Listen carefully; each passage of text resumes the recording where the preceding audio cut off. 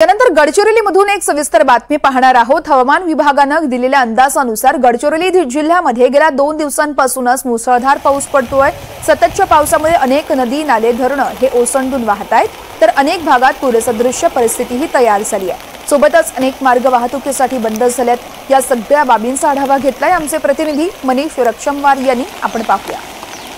गडचिरोली जिल्ह्याला 3 दिवसापासून अतिवृष्टीचा इशारा दिला होता। त्या अनुषंगाने 3 दिवसापासून गडचिरोली जिल्ह्यात सतत मुसळधार पाऊस सुरू आहे।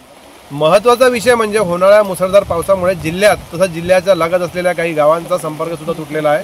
16 गावांचा आतापर्यंत संपर्क तुटलेला आहे। आपत्ती विभागाने जे माहिती दिली आहे त्या माहितीनुसार 16 गावांचा संपर्क तुटलेला आहे। देसाईगंज असू द्या किंवा कुरखेडा कोरची या परिसरात सुद्धा छोट्या छोट्या नाल्यांवरून पाणी असल्यामुळे संपर्क तुटलेला आहे। आपण गडचिरोली जिल्ह्याच्या शहरालगत असलेल्या साखरा या गावापासून 2 किलोमीटर अंतरावर आहोत। आपण बघू शकता या 2 किलोमीटर अंतरानंतरच्या या पुलावर, या छोट्याशा नाल्याच्या पुलावरून पाणी असल्यामुळे समोर असलेल्या 3 ते 4 गावांचा पूर्णपणे संपर्क तुटलेला आहे आणि त्या गावातील लोकांना इकडे येण्याकरिता मार्ग नसल्यामुळे काही लोक गावातच थांबलेले आहेत। आणि दुसरा महत्त्वाचा विषय, आपत्ती व्यवस्थापन विभागाने गावातील लोकांना सतर्कतेचा इशारा दिला आहे आणि त्यांनी सांगितलेलं आहे की पुलावरून पाणी असताना कोणीही येणं जाणं करू नये।